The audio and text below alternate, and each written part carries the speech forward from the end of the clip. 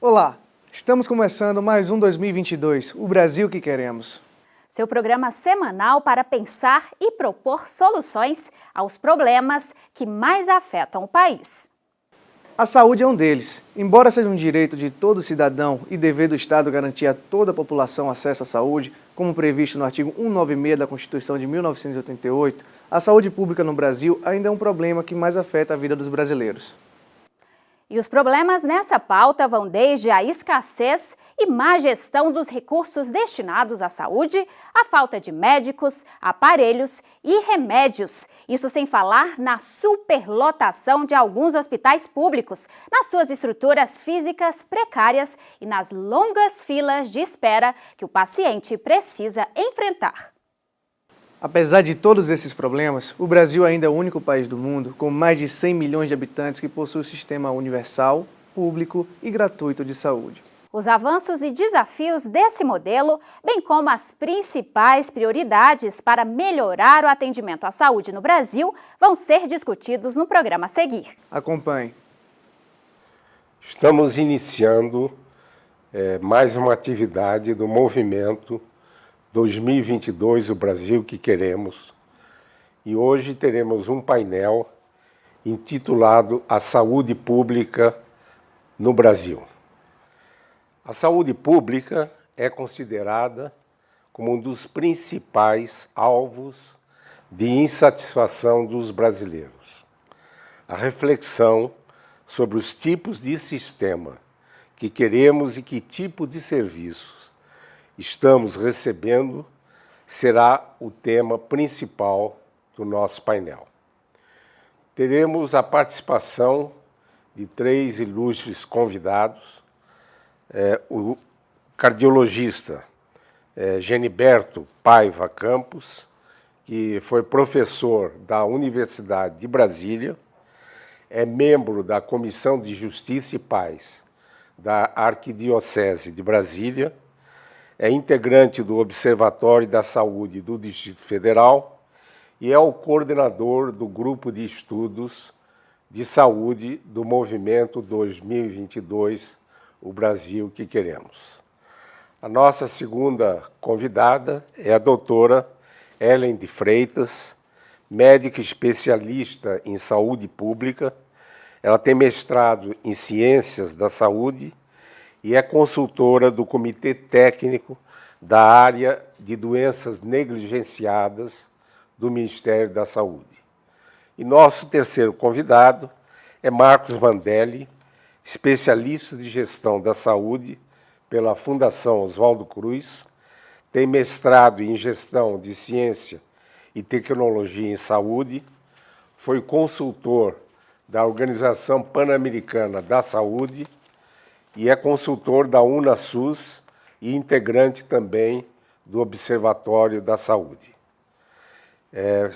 Quero agradecer a presença dos nossos 3 convidados e a minha primeira indagação que eu faria para os 3 é qual é a avaliação que cada um faz sobre o atual estado da saúde pública no Brasil, principalmente no nível do Sistema Único de Saúde. Passaria a primeira indagação à doutora Ellen de Freitas. Bom, eu inicio então agradecendo o convite, a oportunidade de poder comentar sobre esse assunto, qual a gente tem debatido. Eu também participo do Observatório da Saúde e isso tem sido, esse tema tem sido motivo de nossas discussões. Eu diria que, do ponto de vista estrito de saúde pública, sem entrar o conjunto todo, quer dizer, do Sistema Único de Saúde mais especificamente, se tem coisas grandiosas, isso é inegável, né? O que se fez e o que se faz, vem se fazendo, é de uma grandeza enorme se nós abrirmos, principalmente estatisticamente, quando você toma números, né, são 4 bilhões, foram mais de 4 bilhões de procedimentos só em área ambulatorial no ano passado. Isso não é pouca coisa. Eu tive a oportunidade, enquanto trabalhava no Ministério da Saúde, onde trabalhei, de visitar cantos extremamente isolados do país. e ver populações completamente isoladas com a sua vacinação atualizada, com a sua vacinação em dia. Então, são coisas, de fato, que muitas vezes se omite em função dos problemas muito grandes que se tem também presentes. Então, eu concluiria dizendo o seguinte: a despeito de se ter uma grande ação, de ser um grande programa, de se fazer muita coisa, ainda há uma grande falta, ainda há uma grande lacuna a ser preenchida até que se consiga realmente uma qualidade de saúde que se possa dizer digna, satisfatória. Professor Geriberto.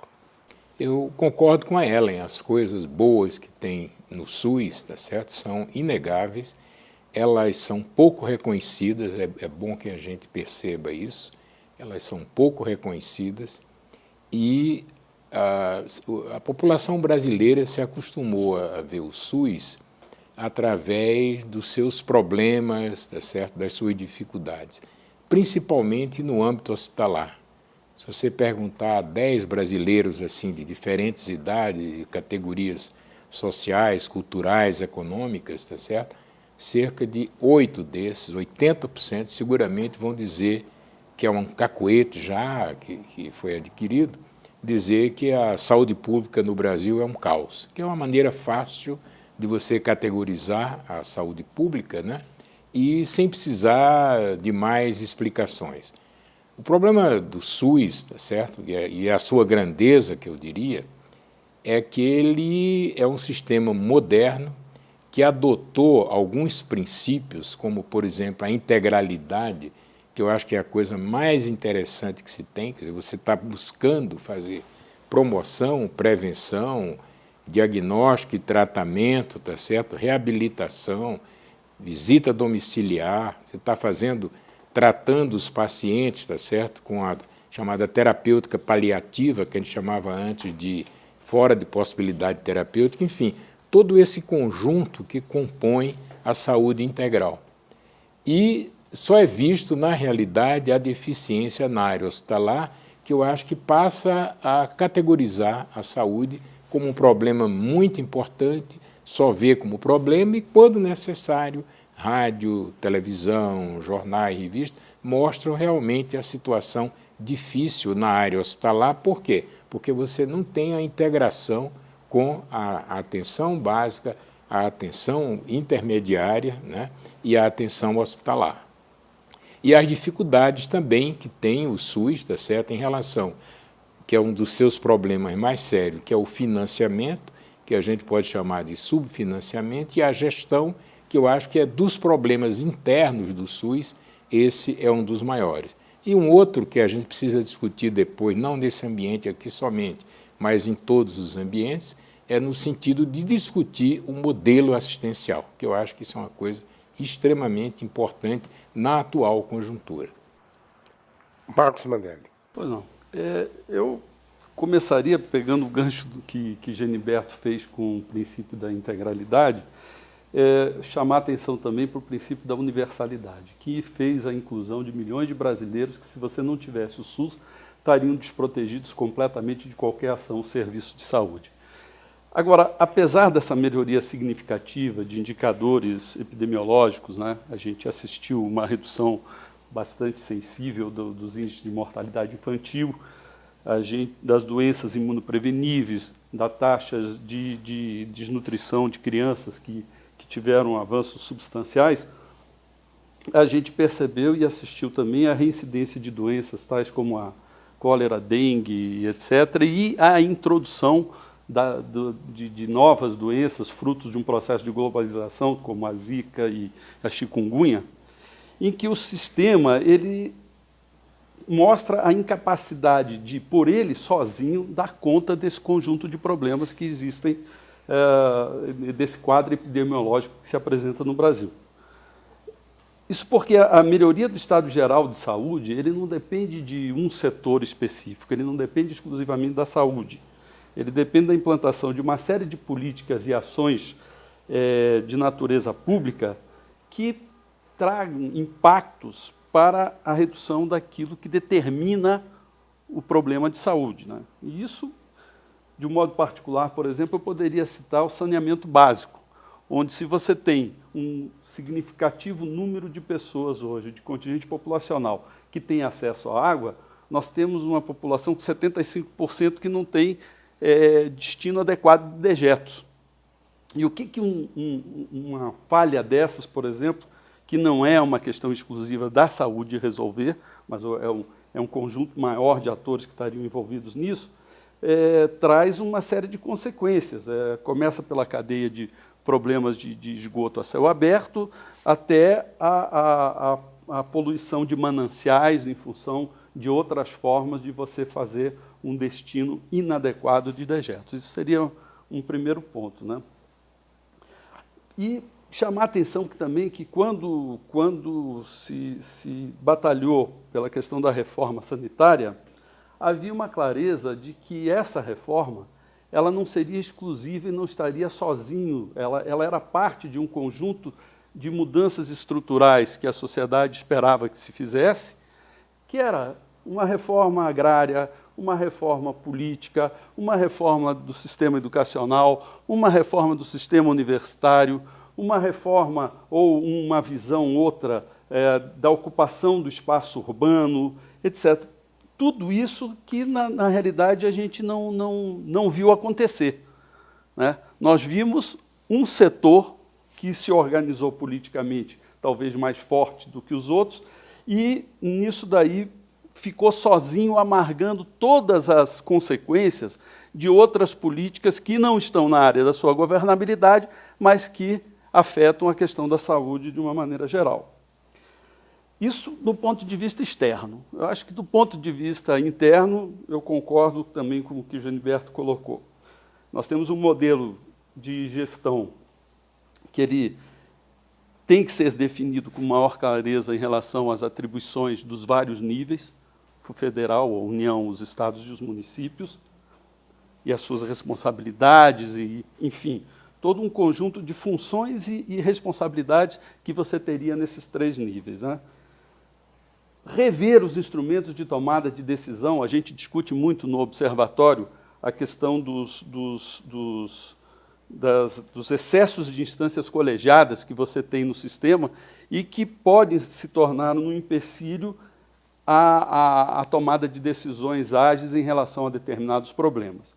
E eu colocaria mais um, que era da capacidade dos gestores dos sistemas de saúde, que a gente sempre fala muito da gestão, mas essa gestão está qualificada ou não está qualificada para exercer as funções para as quais elas existem, né?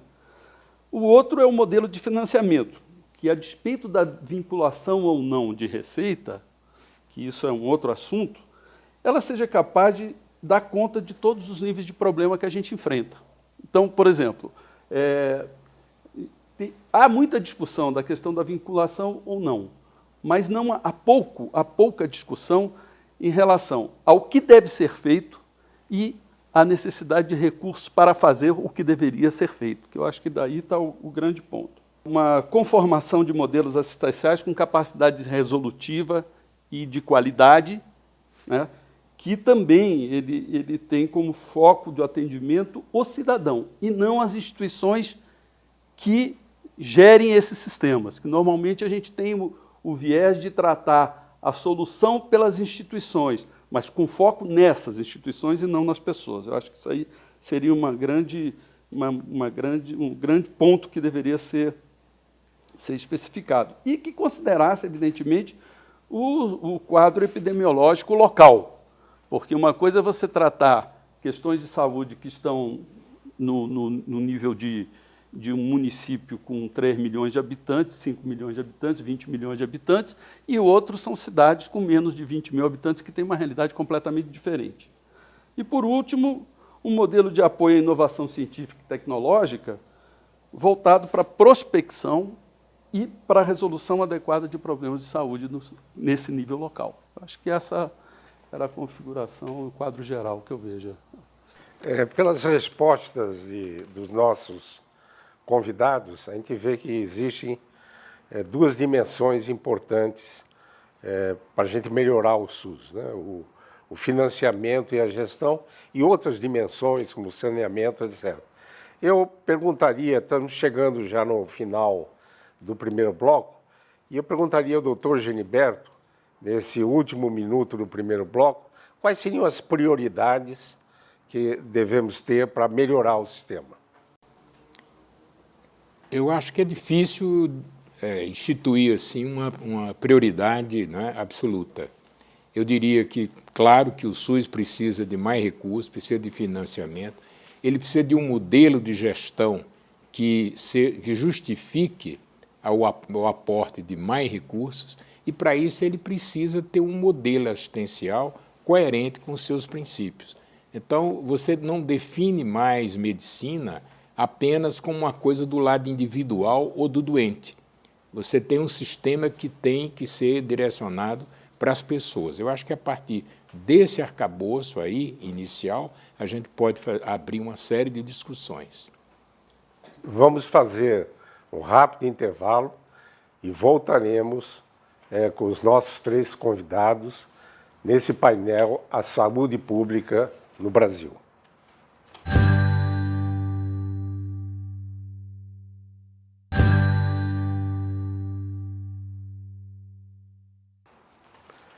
Voltamos, então, para o segundo bloco do painel A Saúde Pública no Brasil. Doutora Ellen, a senhora podia detalhar, dentro das 2 dimensões que são entraves para que a gente tenha um sistema único de saúde melhor, o financiamento e a gestão, podia detalhar quais seriam as medidas que a gente deveria ter como prioridade?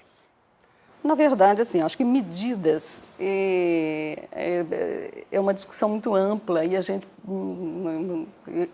pessoalmente, eu não seria capaz de indicar. Eu seria alguma coisa assim, uma direção mais definida. Eu acho que é um assunto que precisa ser discutido. Agora, o que me parece que seja importante comentar é que quando a gente destaca, né, que os 2 problemas, os 2 pilares que realmente hoje são impeditivos para o bom desenvolvimento do sistema público de saúde, né, vamos dizer assim,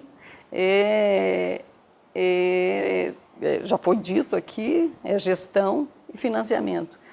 E o que eu poderia acrescentar em relação ao que já foi comentado é que a distância, né, a lacuna que existe entre o que se gasta hoje em termos de saúde pública, que de 2015 foi alguma coisa da ordem de 240 bilhões de reais entre o Estado Nacional, os estados e municípios, ele não chega à metade do que seria necessário de acordo com as estimativas da Organização Mundial de Saúde. Eu acho, na minha opinião, eu li com os critérios pelos quais a Organização Mundial de Saúde, ela estima a necessidade de recursos para manter um sistema de saúde com uma qualidade necessária. O modelo me parece muito responsável. Então, dá para se levar realmente em consideração o que a OMS propõe. E se nós fôssemos levar em consideração o que a OMS propõe, nós precisaríamos mais do dobro do que é aplicado atualmente para cumprir a Constituição. Quer dizer, para dar assistência, desde o mendigo até o senhor Roberto Setúbal, se não me engano, do banqueiro lá. Então, nós para cobrir hoje um pouco mais de 200 milhões de brasileiros com um único sistema, né, para que a cobertura realmente fosse completa de toda a população, nós precisaríamos mais que dobrar o que gastamos hoje. Isso de acordo com estimativas da OMS. Daí a gente vê a distância que nós estamos para que se cumpra conforme a Constituição, né, como direito de todos, independentemente de classe social ou condição econômica, para que se cumpra a saúde como direito de todos. Então, esse é um problema que realmente precisa ser pensado em profundidade. Nesse momento, está se falando em desvinculação, é um caminho para a redução no aporte de recursos para a saúde, quando, na realidade, nós precisaríamos aumentar e muito. E eu acho que também é uma discussão que tem que ser posta. Como se obter mais recursos para a saúde e de que forma esse processo seria conduzido. Mas esse é um assunto que ele é bastante longo. Em relação à questão da gestão, me parece que a gente tem problemas ou algumas discussões também que precisam ser feitas, porque o nosso modelo, o nosso desenho, o que está proposto, inclusive colocado na Constituição, ele foi desenhado, ele foi gestado no final da década de 70. Uma condição demográfica completamente diferente da que temos hoje, uma condição econômica completamente diferente da que temos hoje. A faixa etária mudou, a condição tecnológica completamente diferente. E baseado em alguns modelos que hoje estão em crise, ainda que tenham toda uma história, né? E a gente pode citar a própria Inglaterra, mas os que se seguiram, Portugal, Espanha, aqueles que tentaram seguir o mesmo modelo, estão em crise. Então, quer dizer, nós estamos ainda sem conseguir implantar, com uma lacuna de recurso grande, com um modelo gestado há cerca de 40 anos atrás. Quer dizer, eu acho que precisaria ser revisto esse conjunto de conceitos para que pudéssemos fazer essa adaptação para uma atualização, vamos dizer, sem perder, obviamente, o espírito humanitário da integralidade colocado pelo professor Geniberto. Sem que se perca isso, como é que a gente pode rever, né, ou fazer o pessoal da informática, um upgrade disso aí, né? Basicamente era o que eu gostaria de comentar.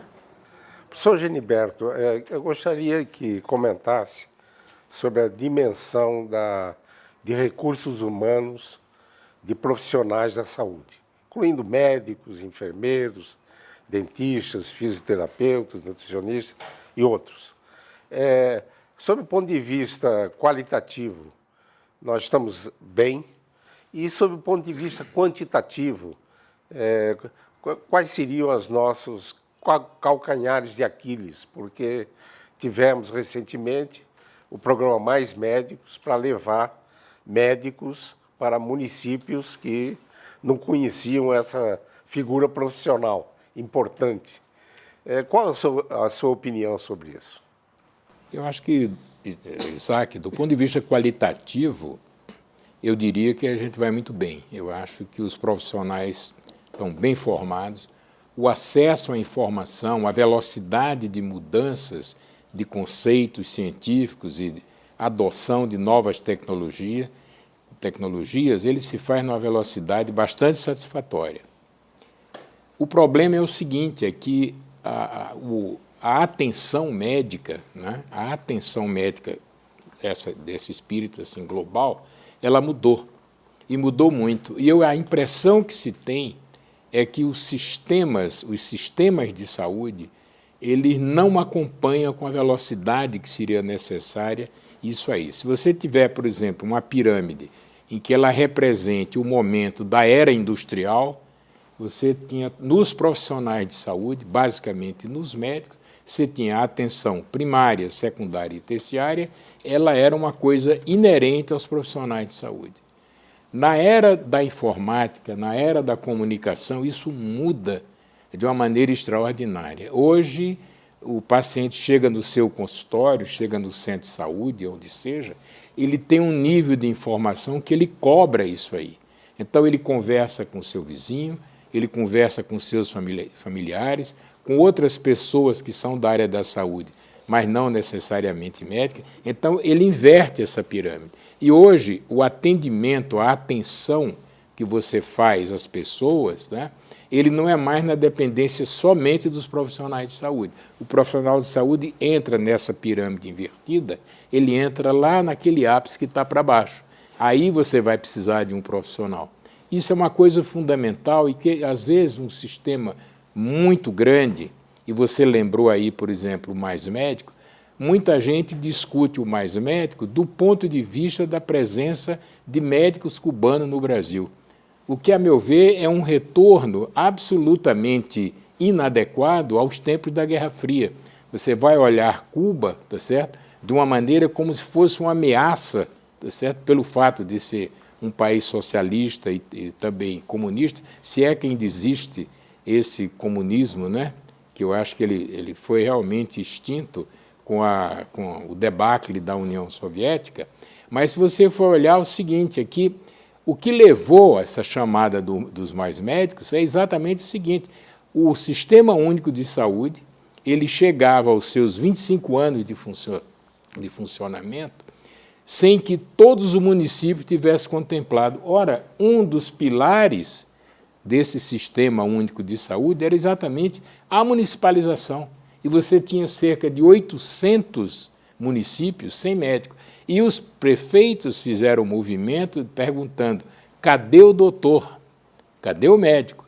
Então o governo respondeu, foi lá na sua gavetinha, puxou lá naquela coisa de soluções, olha, vamos fazer o Mais Médico para colocar médicos onde eles não existem, já que a reclamação era essa. O que, do ponto de vista do Sistema Único de Saúde, mereceria uma reflexão muito séria, né? Se esse sistema ele tem que ser mais aberto à sua autocrítica. Então, a história do Mais Médico é essa. Agora, a impressão que eu tenho é que vão fazer tudo para que o sistema Mais Médico ele seja extinto, que esse governo provisório que está aí, que não está agindo como governo de transição ou governo provisório, ele tem uma preocupação de extinguir, tá certo? De uma maneira assim muito cruel, eu diria, alguns projetos, né? Alguns projetos na área social e que realmente vai fazer o Brasil recuar. E, curiosamente, ele tem o nome de um salto para o futuro. Eu acho que é um salto, no cuidar, é um salto para o passado, porque esses direitos adquiridos, como, por exemplo, o próprio SUS, ele passa a ser, a Ellen falou isso aqui muito bem, né? Quando você diz assim, olha, não vai ter dinheiro para tudo, onde é que você vai cortar? Na área social. Então, tem uma ameaça aí muito clara, tá certo? É uma pena que esteja existindo, né? Mas a gente tem que pensar exatamente assim. É preciso que o sistema de saúde ele seja capaz de interpretar os novos tempos, tá certo? E é preciso também que a sociedade como um todo ela seja esclarecida, uma educação para a cidadania, para dizer alguns temas como meio ambiente, não é para brincar com o meio ambiente. Está aqui esse belíssimo globo que está representado aí, ele está ameaçado. O sistema de saúde ele tem que funcionar cada vez melhor e as pessoas que têm uma visão mais assim, restrita do problema, ela tende, vamos cortar alguma coisa? Sim, vamos cortar na área da saúde, vamos cortar na área da educação. A educação, então, nem se fala, você não pode mais fazer educação como você fazia no século passado. A entrada no século XXI impõe que a gente tenha realmente essa preocupação de se atualizar. Eu posso colocar uma colher nessa discussão? Claro. Para mim é o seguinte, a questão qualitativa, ela supera, ela hierarquicamente vem na frente do quantitativo. Se a gente for pensar dados, por exemplo, concretos de Brasil hoje, a gente vai ver que é o seguinte, que você tem, a OMS preconiza um dado de 25 profissionais para cada grupo de 10 mil habitantes. E o Brasil cumpre isso tranquilamente. Agora, como é que se dá essa distribuição desses profissionais no território nacional? Essa é a questão. Enquanto você tem índices de não sei quanto, eu tinha até anotado isso, na área urbana, ela tenderia a chegar num nível 6 vezes maior do que chega nos municípios com menos de 20 mil habitantes, que são a maioria absoluta, 75% dos municípios do território nacional, apesar de ter 25% da população. Então, para 75% da população, talvez a distribuição se dê de uma maneira mais... estão na área urbana, mas esses números que se apresentavam, a gente viu que, por exemplo, esse diferencial entre municípios com menos de 20 mil habitantes e municípios acima de 20 mil, que é a grande maioria em termos de população, num determinado período, essa tendência foi de que essa distância aumentasse. Você teve uma redução, inclusive, de profissionais de saúde nesses municípios com menor população, né, com densidade populacional menor. E, mais uma vez, assim, a questão, por exemplo, que eu queria colocar um pouquinho no que a Ellen também falou, da questão gerencial. Eu acho que nos falta capacidade gerencial, né? E assim, a gente sempre discute isso lá no observatório mesmo, algumas questões que é o seguinte, que você tem gestão como um discurso, mas você tem uma prática que não se coloca como tal, né? Quer dizer, ela é incompatível, ela é dicotômica em relação ao que se tem de fato. Estamos, então, encerrando o segundo bloco, faremos um breve intervalo e retornaremos com o painel A Saúde Pública no Brasil.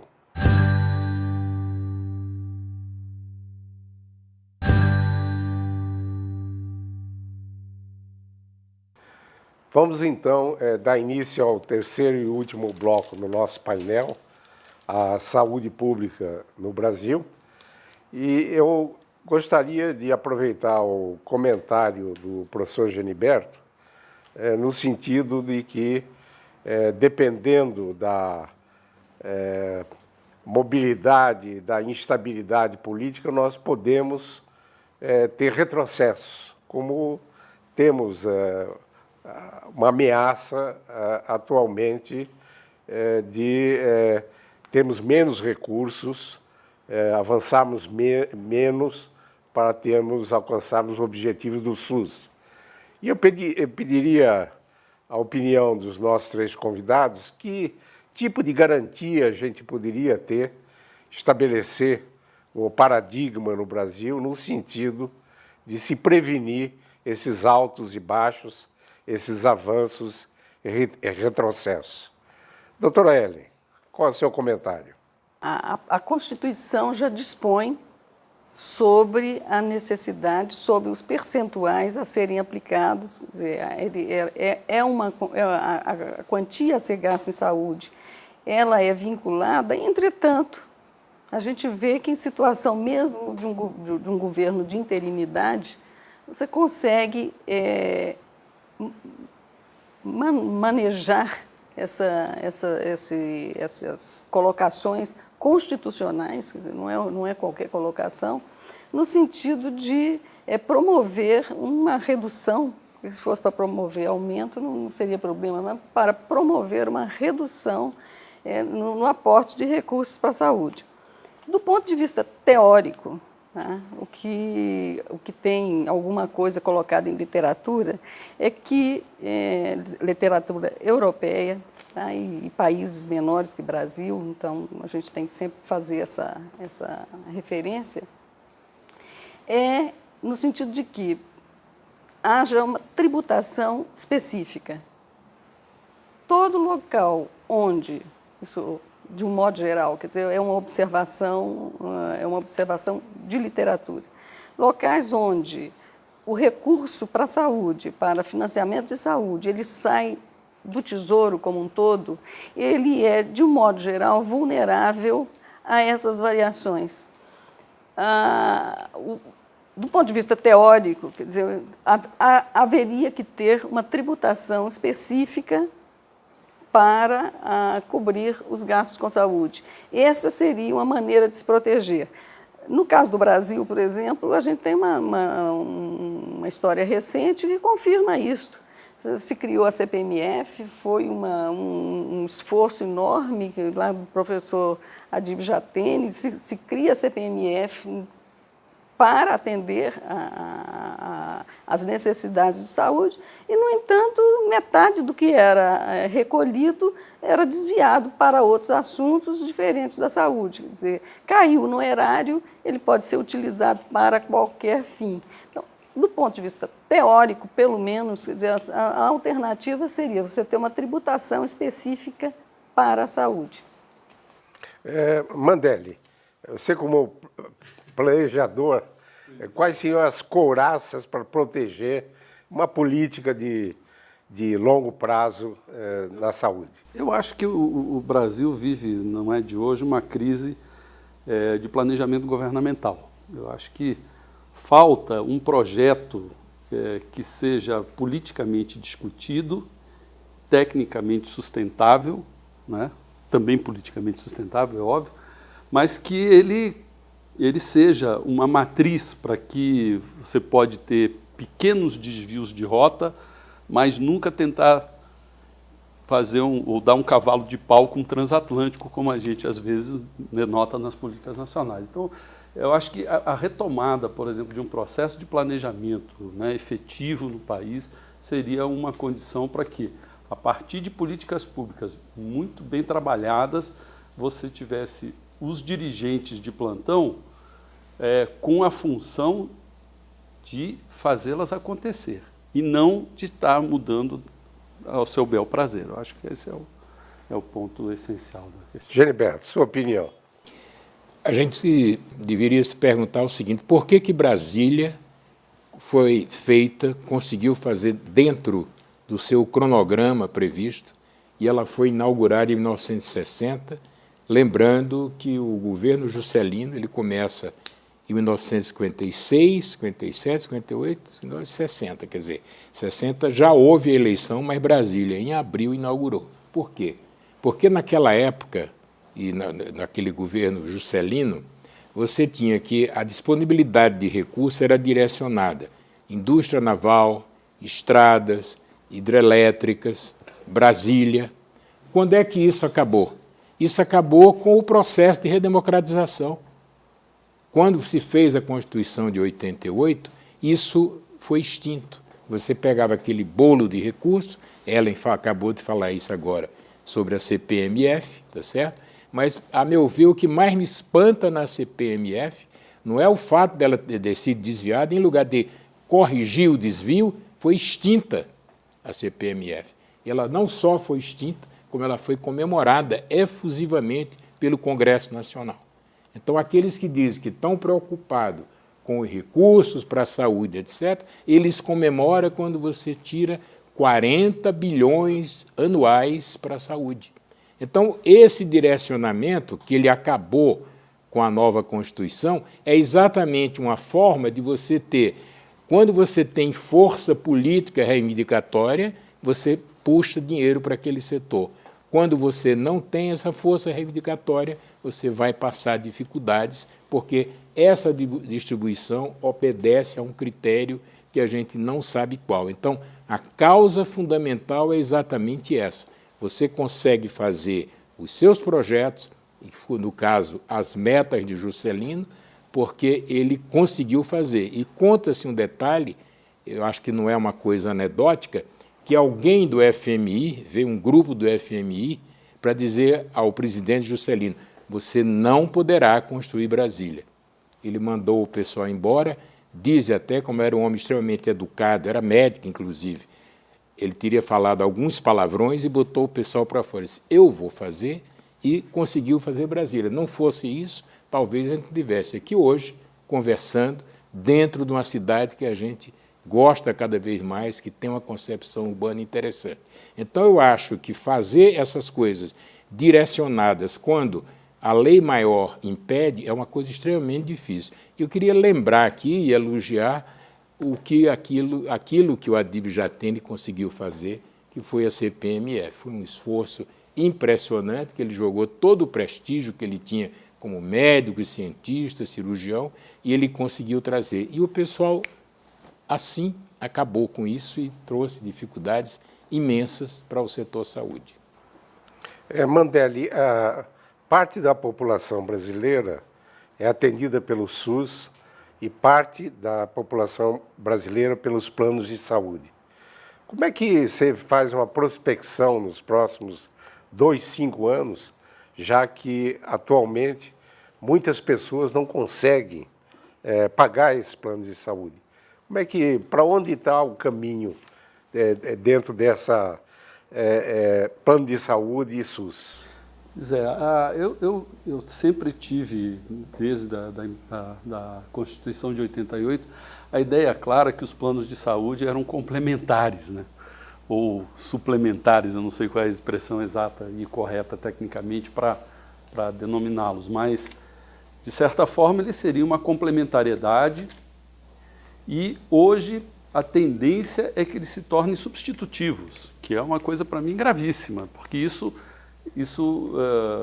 representa um abandono da responsabilidade do Estado em prover determinados tipos de serviço que ele está entregando para terceiros por questões, como a gente falou, de subfinanciamento do setor ou mesmo da incapacidade de gerir os seus próprios serviços. Eu acho que isso daí tem coisas no bojo dessa questão que são, para mim, bastante difíceis de serem resolvidos, né? Uma delas, por exemplo, é a busca da eficiência do próprio serviço público. Quer dizer, quando a gente fala em eficiência, parece que é uma palavra proibida, né? A gente não pode falar em eficiência porque é uma coisa privada, mas eu acho que tinha que se buscar isso também dentro do serviço público. E a eficiência não se busca simplesmente delegando para terceiros aquilo que seria a função do Estado. Para mim, é o fortalecimento do Estado nesse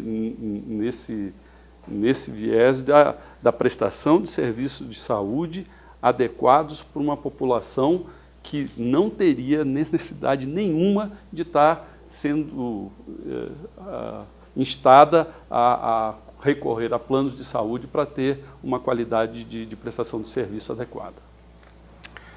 Infelizmente, parece que é a tendência, né? Certo. Professor Geniberto, você lembrou muito bem o pioneirismo do Juscelino Kubitschek. E aqui em Brasília, nós temos uma experiência na área da saúde, que é o sistema SARA, que já é exportado para alguns outros estados brasileiros. Como é que você analisa esse modelo do sistema SARA, no sentido de ele poder ser expandido para outras regiões do Brasil? Eu trabalhei no SARA e foi uma coisa muito marcante. Assim, eu saí da Universidade de Brasília, eu ia para o exterior, mas acabei aqui no SARA, aqui mais pertinho. Eu diria que o SARA e outros modelos da área da saúde, de outras áreas de pesquisa, etc., eles são modelos para escapar exatamente daquilo, das garras, tá certo? Das limitações estatais. Essa lei de responsabilidade fiscal, ela foi feita exatamente para não deixar o Estado funcionar. Aí você vai dizer, então você é a favor da irresponsabilidade fiscal? Não, eu sou contra a lei da responsabilidade fiscal. Eu acho que devia ser revista esse negócio de fazer as licitações, quer dizer, você não deixa o Estado funcionar, você cobra e você processa e, às vezes, até condena gestores públicos que não são exatamente desonestos, mas eles preocupados com essa funcionalidade, essa objetividade aqui que o Mandelli coloca muito bem, eles querem fazer aquele negócio de qualquer jeito, que é importante fazer, e eles são amarrados por alguma coisa assim. É uma lei que não deixa ninguém... como é que chama isso? Seria não cumprir essa lei. Essa lei é de um cumprimento obrigatório. Não existe essa lei.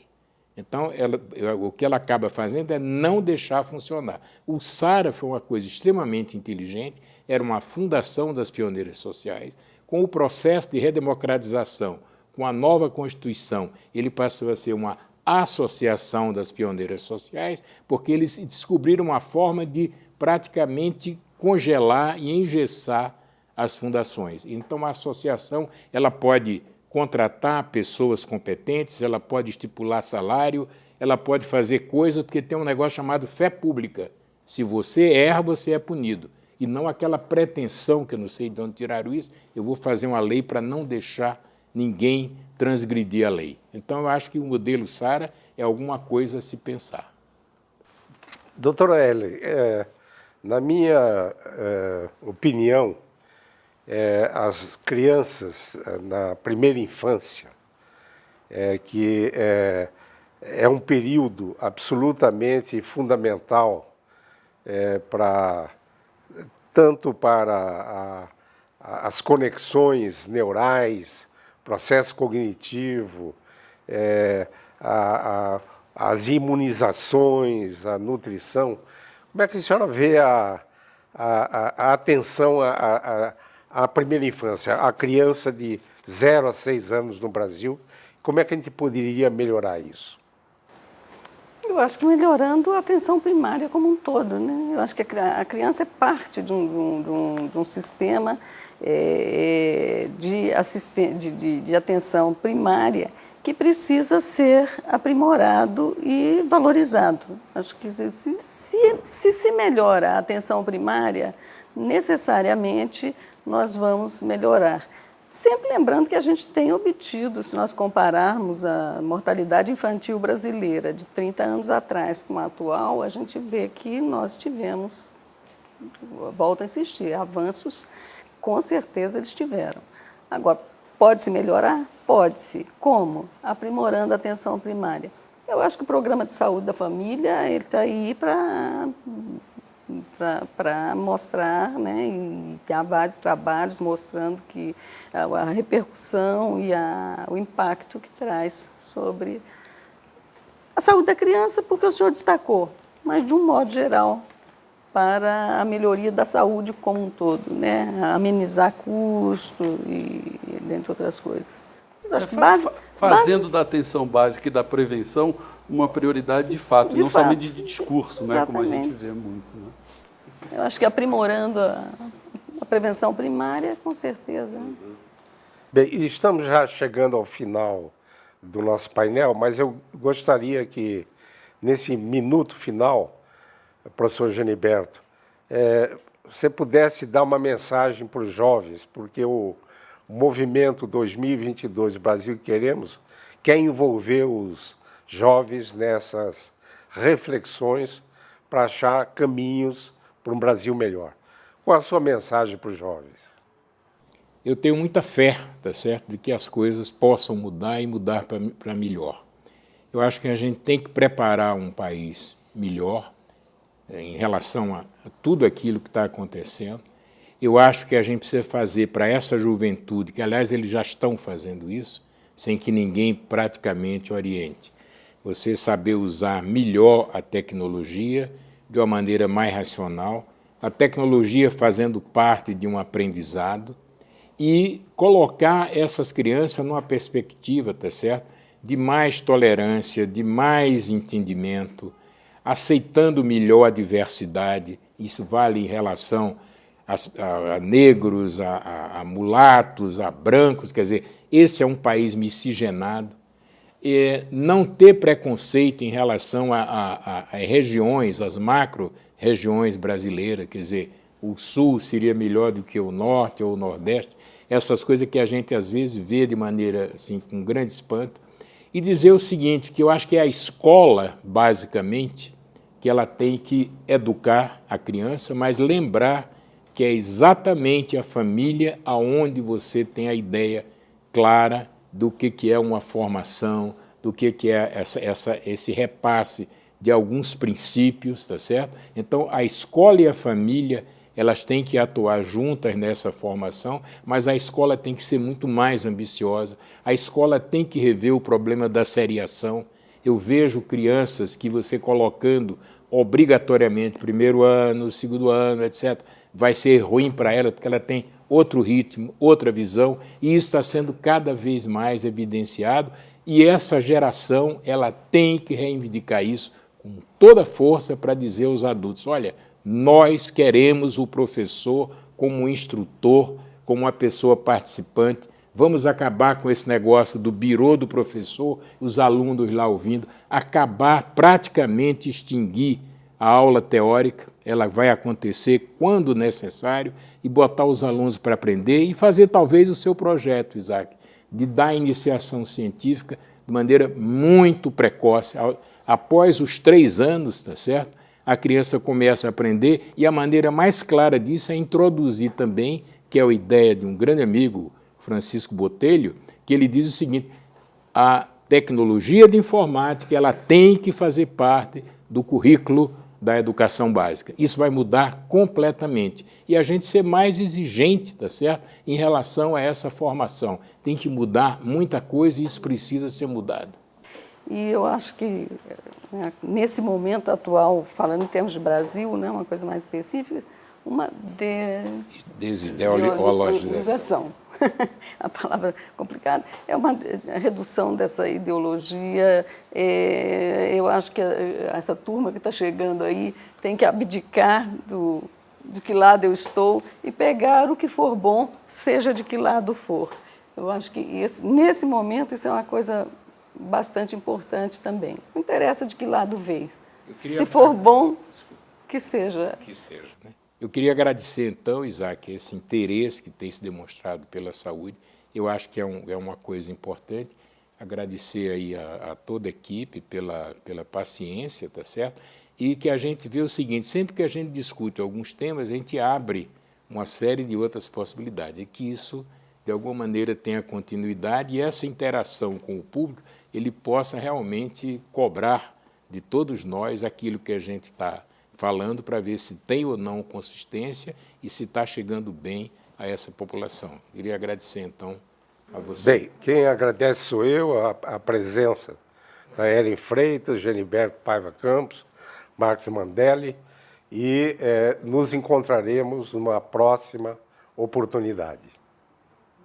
Você acabou de assistir um painel do 2022 O Brasil que Queremos sobre saúde pública. Para rever este programa, acesse o site www.2022brasil.org.br. E se quiser enviar sugestões e perguntas relacionadas à pauta do debate de hoje, escreva para 2022brasil@gmail.com. Nós ficamos por aqui. Até mais!